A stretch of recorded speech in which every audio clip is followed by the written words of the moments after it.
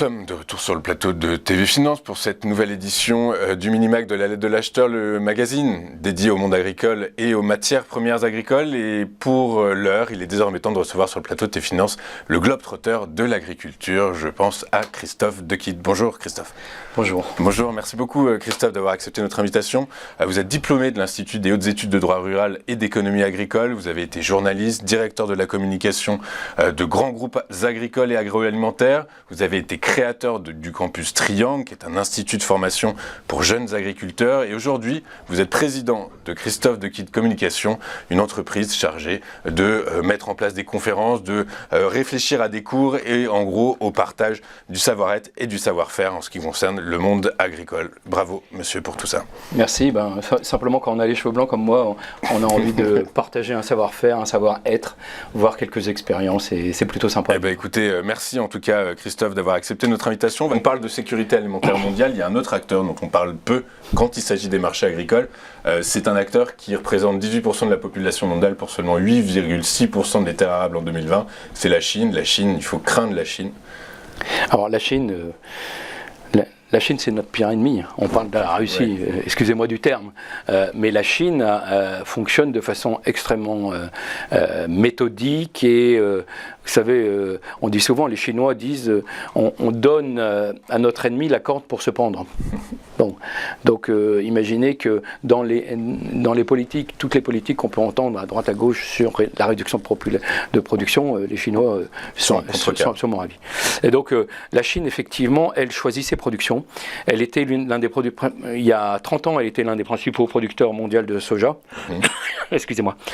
Aujourd'hui, elle a abandonné le soja sur les 20 dernières années, simplement parce qu'elle a trouvé que le soja était moins cher sur le marché mondial. Donc toutes les surfaces de soja ont été abandonnées pour la surface de blé. Elle a fait la même chose sur le maïs. Aujourd'hui, les 2/3 du marché du soja est fait par les Chinois. Ils n'ont aucune fidélité. Ils ne viennent jamais dans les mêmes opérations. Donc ils nous font danser à la corde. Et puis ils se sont trouvés un excellent allié dans leur petit voisin là, qui s'appelle les Russes. Un grand voisin. Un grand, c'est le plus grand pays du monde, excusez-moi. Mais c'est pas le plus riche, mais c'est le plus grand. Et c'est pas le plus peuplé non plus. Simplement, ils ont trouvé que l'augmentation de production, à peu près en tout, des Russes était très intéressante pour eux. Et donc, en gros, Vladimir Poutine dit à Xi Jinping, bon, tu me fous la paix à l'ONU, au Conseil de sécurité, et moi je te fournis à pas cher. C'est ce qu'on voit d'ailleurs. C'est ce qu'on voit. Donc, comme la Chine fonctionne toujours avec d'énormes stocks, ils constituent leur stock. Ils surstockent ou ils stockent? Ils surstockent. Ils surstockent de façon éhontée d'ailleurs. Ils s'en foutent d'affamer le monde, mais ils surstockent. Et surtout, il y a un phénomène que tout le monde sait, c'est que la politique de l'enfant unique de Deng Xiaoping a entraîné effectivement un abaissement de la population, d'abord un vieillissement de la population. Et puis inévitablement un non-remplacement, du coup par la force des choses, ça l'agace. Et donc on ne sait absolument pas combien de Chinois sont sur Terre aujourd'hui. Par contre, on a des trends qui nous disent qu'à 2050, il pourrait être 750 millions, alors qu'on parle de 1,3 milliard il y a quelques années. Donc ça veut dire que les productions intérieures pourraient suffire, et surtout, tout leur stock va leur permettre effectivement de non seulement nourrir leur population, et pourquoi pas demain de devenir exportateurs. C'est un énorme danger.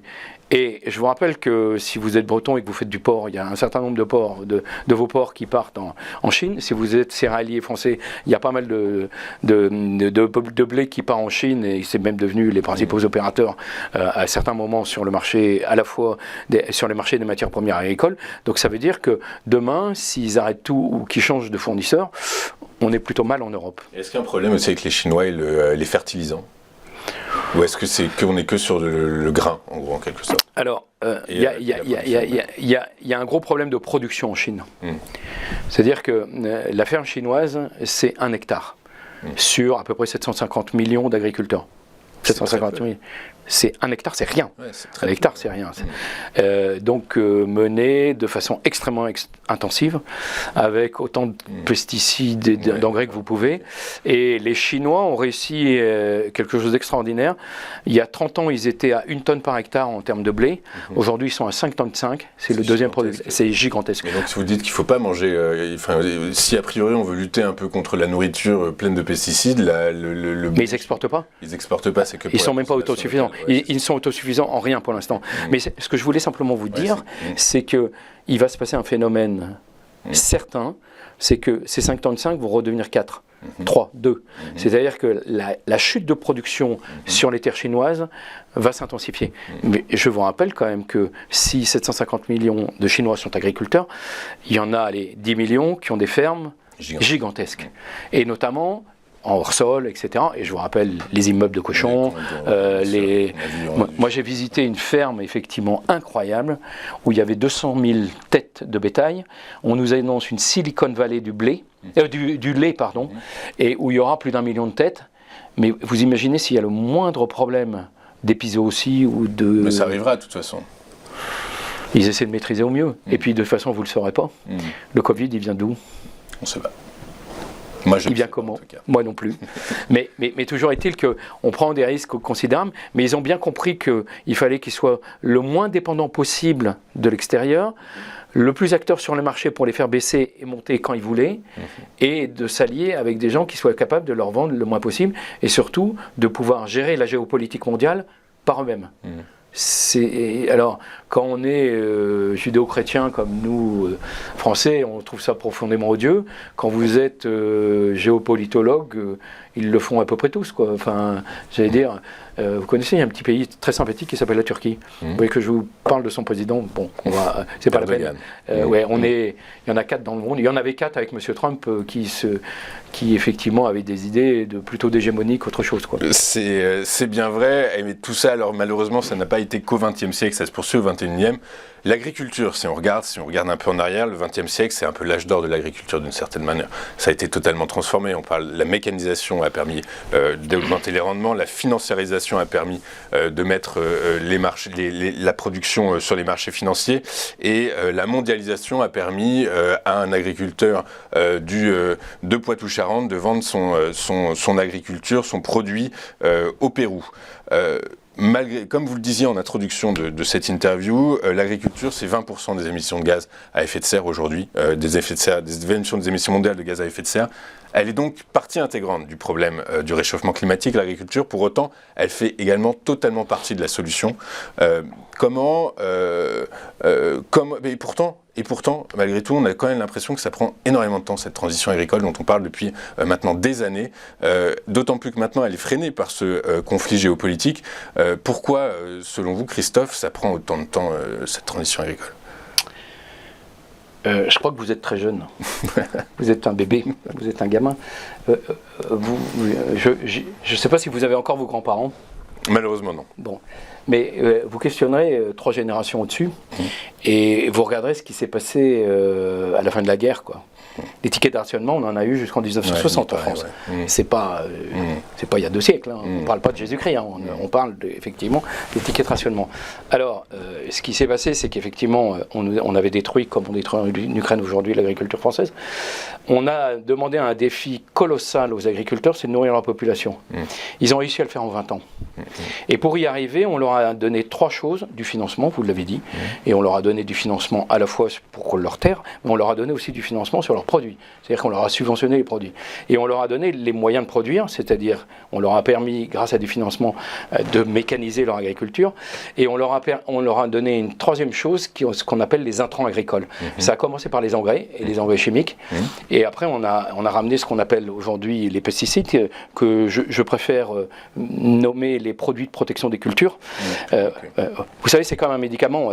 Je me souviens d'un député européen que j'avais rencontré, écologiste, donc du Parti Vert, et je lui ai dit, mais quand vous avez des enfants, oui, j'ai 2 enfants, dont 2 filles, je lui ai dit, mais quand l'une de vos filles est malade, est-ce que vous vous empêchez de lui donner des médicaments, et notamment des médicaments parfois qui sont un petit peu forts, et elle m'a dit, mais vous êtes fou, quoi. Et ben, c'est un peu pareil avec l'agriculture. Alors, l'erreur qu'a fait l'agriculture, il faut le reconnaître, c'est d'en utiliser peut-être un peu plus qu'il n'en fallait, et notamment d'aller à cette course en rendement, puisqu'on lui donnait le moyen de le faire, et surtout on lui donnait la rémunération pour, puisqu'elle a été subventionnée pendant très très longtemps.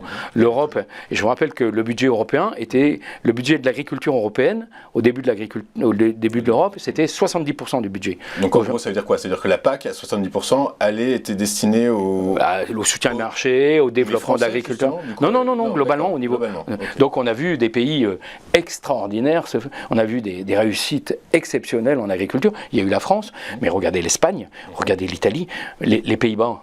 Ce petit pays de 0,003% de la population est devenu, on va dire 50 ans, le deuxième exportateur mondial d'agriculture et d'agroalimentaire. C'est une très belle performance. Alors, c'est une super performance. Alors, est-ce qu'on jette le bébé avec l'eau du bain, c'est-à-dire qu'on a réussi à faire de l'Europe le premier producteur mondial en agriculture? Est-ce qu'on dit tout ça n'a pas de valeur parce qu'il y a des gens parce qu'il y a un réchauffement climatique? Et Dieu sait si nous, Européens, on est moins touchés que les autres. La France, je peux vous dire, elle est quand même moins touchée que des pays comme le Maroc, etc. Donc, est-ce qu'on se dit tout ça n'a pas de valeur? C'est plutôt ce qu'on entend. Et on se dit, on prend le risque demain d'avoir d'abord une inflation sur les prix agricoles considérable, c'est-à-dire ça n'a rien à voir avec ce qu'on a. Demain, est-ce qu'on aura toujours du blé ou de la viande pour nourrir les Français? C'est aussi un pari auquel les gens de la rue ici n'ont aucune formation pour ça et ne s'aperçoivent pas. Quand je vous reparle des 1 milliard d'individus, il n'y en a pas. J'ai fait le tour d'Europe, j'ai fait le tour du monde des agricultures et je me suis amusé à faire les 27 pays européens. Bulgarie, ça vous parle? À la frontière bulgare, il y a des gens qui meurent de faim. C'est à côté en plus. Ok. Vous allez alors au Maroc, il n'y en a pas beaucoup parce qu'il y a la solidarité familiale, où il n'y en a pas. Et dans les pays du Maghreb, moins, mais quand vous vous éloignez, vous en aurez. Notre grande crainte qu'on peut avoir, c'est qu'effectivement, avec ce réchauffement climatique, vous ayez de plus en plus de déracinés parce qu'ils ne peuvent pas manger chez eux. Et que le jour où on pourra plus produire dans un certain nombre d'endroits du globe, les gens vont venir chez nous, puisqu'on peut produire chez nous, et que nous sommes dégorés, puisqu'on a de tout. Mais on sera peut-être plus dégorés longtemps, si effectivement on baisse de 15 à 20% de notre production. Alors j'entends déjà les écologistes dire, oui, mais il y a effectivement un sujet, c'est le réchauffement climatique, il n'y a pas un sujet. Quand on parle de développement durable, il y a aussi le sujet économique, il y a le sujet environnemental et il y a le sujet social. Donc, qui mesure bien l'effet sur les trois, quoi. Et vous qui donnez notamment des cours via votre entreprise de kit communication, vous avez accès aux jeunes agriculteurs. Est-ce qu'ils ont actuellement dans leur schéma de compréhension, dans leur schéma cette notion environnementale? Est-ce qu'ils arrivent justement, ce que vous nous dites, ils l'ont compris, ils vont travailler avec? Alors, il y a deux cibles dont je voudrais parler, c'est pas deux cibles, mais deux publics dont je voudrais parler. Le premier, c'est le public des étudiants, puisque je donne des cours depuis 39 ans maintenant à l'Institut supérieur d'agriculture de Lille et à un certain nombre d'écoles dans l'enseignement supérieur. Je suis sidéré par deux choses. La première chose, de la prise en compte de l'écologie dans les raisonnements. Ouais. C'est incroyable, ils ont parfaitement. Et vous avez, toutes les écoles d'ingénieurs ont ouvert des branches sur l'écologie, sur l'agro-environnement, et donc on a vraiment une génération qui l'a parfaitement compris. Et puis c'est la part de filles, quoi, donc, qui sont encore plus sensibles à ce genre de choses. Alors est-ce que c'est parce qu'elles ont des liens maternels, etc. J'en sais rien, mais toujours est-il qu'à l'ISA, et aujourd'hui, en dernière année de l'ISA, vous avez plus de 60% de filles, alors qu'à l'époque où j'ai commencé, il y en avait 2, quoi. Donc on a ça. Le deuxième, vous m'avez parlé du public jeune agriculteur, il en est parfaitement conscient. Ils ont tous les jours conscience de ce qu'ils font. Comme je vous ai dit, ils n'ont pas des méga fermes. Ils ont une autre conscience, c'est de gagner leur vie, quoi. Vous savez, ce monde agricole a beaucoup évolué dans ses techniques, dans ses productions, mais il a aussi évolué socialement. C'est-à-dire que vous avez de moins en moins d'agriculteurs qui sont totalement isolés. Contrairement à ce qu'on avait avant, il y avait vraiment la France profonde.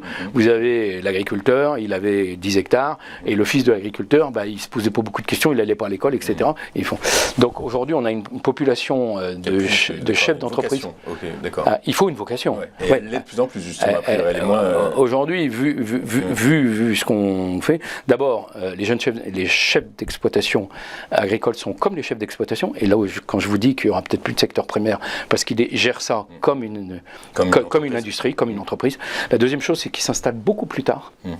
Et ils ont pour la plupart une expérience dans le monde d'entreprise. Et donc, ils ont déjà été formatés par les RSE, etc. Les RSE, la comptabilité, la compta, etc. Voilà. Okay. Et la troisième chose, c'est qu'ils ont un souci économique important, mais aussi social, puisqu'ils se marient non plus entre eux comme ça se passait avant. Vous étiez femme d'agriculteur parce que vous étiez fille d'agriculteur. Aujourd'hui, bon nombre d'entre eux sont effectivement mariés à des gens qui ne travaillent pas dans l'agriculture. Et puis, ça va peut-être vous étonner, alors je vais vous taquiner, mais à votre avis, les gens qui travaillent à mi-temps en agriculture en Europe, ça représente combien de personnes? C'est-à-dire combien de pourcents d'agriculteurs ne sont pas agriculteurs à temps plein? 50%. 70%. La France est le dernier des pays, parce qu'en France, on a toujours cette notion que si vous êtes agriculteur et que vous avez besoin d'un autre métier, c'est que effectivement vous n'avez pas la capacité à être un bon chef d'entreprise, ce qui est totalement faux. Mais en France, on a aujourd'hui 30 à 40, un bon 30% des agriculteurs qui sont à mi-temps. On en aura 50 demain. Et puis on en aura encore plus après. On va peut-être pas aller à 70, mais on continuera pour la simple et bonne raison que c'est que vous aurez des gens qui vont hériter de terres de leurs parents, qui ne seront pas agriculteurs, qui vont les faire gérer par des entreprises sur l'agriculture, avec toutes les normes, etc., qu'on puisse connaître, et qui auront un boulot à l'extérieur. J'ai l'exemple, là je suis en train d'écrire un article sur effectivement un jeune agriculteur qui est installé, il a une 50aine de berges, il a une agence de com à Paris. Il passe 4 jours par semaine à Paris, 2 jours sur sa ferme, il a passé le bac agricole, il a eu tous les prêts agricoles, il travaille comme vous et moi, avec une sensibilité extrêmement forte sur tous les domaines écologiques, etc., etc. Et il rachète des terres régulièrement, et il va faire une ferme de 100 à 150 hectares, dont les actionnaires principaux sont sa famille. Ils sont 4. Mais lui est agriculteur, et est considéré comme agriculteur. Et à mi-temps, et à temps partagé, il est chef d'entreprise. Donc on sort complètement de cette idée où d'accord, de ce que vous expliquez, où la ferme se transmettait de père en fils, où il fallait très clairement, le fils n'avait pas le choix, devenir agriculteur par contrainte. Aujourd'hui, on a donc un nouveau modèle d'agriculteur qui s'est mis en place et qui devrait donc pouvoir à la fois allier industrialisation et respect de l'environnement, en gros, en quelque sorte. Bien sûr. À partir du moment où on les laisse faire un petit peu, qu'on leur fait confiance. Ils vous disent tous, nous on est prêts à faire plein de choses. Et il faut de l'argent toujours, de toute façon, ça coûte beaucoup d'argent. Non, c'est pas une histoire d'argent. C'est pas une histoire d'argent. Vous savez, le monde agricole, on le dit souvent, c'est sans doute la profession qui a fait le plus d'efforts et qui a fait le plus de mutations dans les 20 dernières années par rapport à tous ces gens qui habitent en ville, là, qui vous donnent des leçons tous les jours, mais qui prennent leur bagnole pour faire 300 mètres et qui, effectivement, ont beaucoup d'écologie dans le dire. Et pour connaître pas mal de gens qui font... j'ai pas mal de nièces ou de gens de ma famille qui font des phases du climat, qui sont très, très impliquées, et elles sont au bord du burn-out en général, parce que c'est prêché dans le désert. Les agriculteurs ont fait un chemin incroyable. Ouais, parce qu'il y a eu quand même beaucoup de difficultés socialement. Le monde de l'agriculture a dû faire face à beaucoup de crises. Un suicide, 2 par jour sur le monde de l'agriculture. Mais il faut vraiment qu'on ait en tête, les Français et ceux qui nous écoutent, qu'on est en danger sur notre agriculture. Mais un vrai danger. Je vais vous donner simplement un exemple. La viande. Ce merveilleux plat de viande que vous aimez ou vous n'aimez pas, que toutes les phrases du climat vous disent qu'il ne faut plus consommer. On a effectivement une consommation de viande qui stagne. Elle baisse pas. Qui a même tendance à un tout petit peu monter. Elle ne baisse pas pour une raison simple, c'est qu'elle baisse par capita, mais elle augmente parce que nous sommes de plus en plus nombreux. Oui, d'accord, on a un problème en France, c'est que pour faire de la viande, il faut des bêtes. On a tellement écœuré les agriculteurs, on les a tellement mal payés, c'est qu'on a une décapitalisation des bêtes de façon considérable. Aujourd'hui, en viande de bœuf, on importe 26% de la viande qu'on consomme en France, alors qu'on pourrait très bien être autoconsommé, qu'on pourrait être très bien autosuffisant. Donc attention, vous pouvez avoir ça sur de multiples choses. Et si on fait ça sur le blé, vous imaginez à quel point c'est stratégique le blé. Nous, on n'a pas de stock. On exporte beaucoup, je crois. On exporte effectivement beaucoup. Il y a même eu une espèce de phobie autour d'un insecticide qu'on mettait dans les bateaux pour pouvoir livrer dans des... La France a été le seul au monde à dire stop. On ne l'utilise plus, et les pays importateurs disaient mais s'il n'y a pas ce fongicide, nous on n'achète pas. On n'achète pas. Donc vous imaginez, ça vient de repasser. C'est ça, vous avez vu ça dans les journaux. Donc bien pour continuer, mais jusqu'où et avec quel raisonnement. Et surtout, nous, ce qu'on demande, c'est un projet, quoi. Christophe, je suis désolé, on arrive à la fin de votre intervention, c'est passionnant ce que vous nous expliquez. Ça aurait pu durer beaucoup plus longtemps, mais on me souffle dans l'oreillette que le temps file. Christophe Dequidt, vous êtes globe-trotteur de l'agriculture, et on le comprend parfaitement quand on vous entend. Vous êtes, surtout, je ne vais pas redérouler votre CV, mais vous êtes notamment président de Dequidt Communication. Alors, une petite chose, j'ai écrit 3 livres. Ok, dites-nous lesquels. Et donc le premier s'appelle Le Tour du monde des moissons, puisque j'ai été visiter les 18 principaux producteurs du monde, en blé, et qui a fait l'objet d'un premier livre. Le deuxième livre s'appelle le Tour de France des jeunes talents de l'agriculture. C'est le témoignage de 50 jeunes agriculteurs, on vient d'en parler, et pourquoi ils sont agriculteurs, quels sont leurs leitmotivs et comment aujourd'hui ils gèrent leur ferme, et quelles sont leurs craintes et leurs espoirs. Ouais, c'est passionnant. Et le troisième, c'est le Tour d'Europe des dynamiques agricoles, sur le même principe que le Tour du monde des moissons. Vous allez dans les pays, vous savez chacun des pays, effectivement, ses forces, ses faiblesses, surtout quelles sont les politiques des pays, et un témoignage dans chacun des pays d'un agriculteur qui pourrait être dit standard ou modèle. Vous avez les éditions? Quelle édition c'est ça? Alors c'est les éditions France Agricole. Ok, ben voilà, tout est dit. Merci beaucoup Christophe Dequidt d'avoir été avec nous aujourd'hui. Je rappelle que c'est une interview qui a été enregistrée, qu'elle sera diffusée, elle est enregistrée le 26, elle sera diffusée le 28 avril. Voilà, donc si jamais une grosse actualité est tombée entre-temps, ben c'est la raison pour laquelle on ne l'aura pas commentée. On marque une rapide courte page de publicité, on se retrouve juste après pour la commo du jour. À tout de suite sur TV Finance.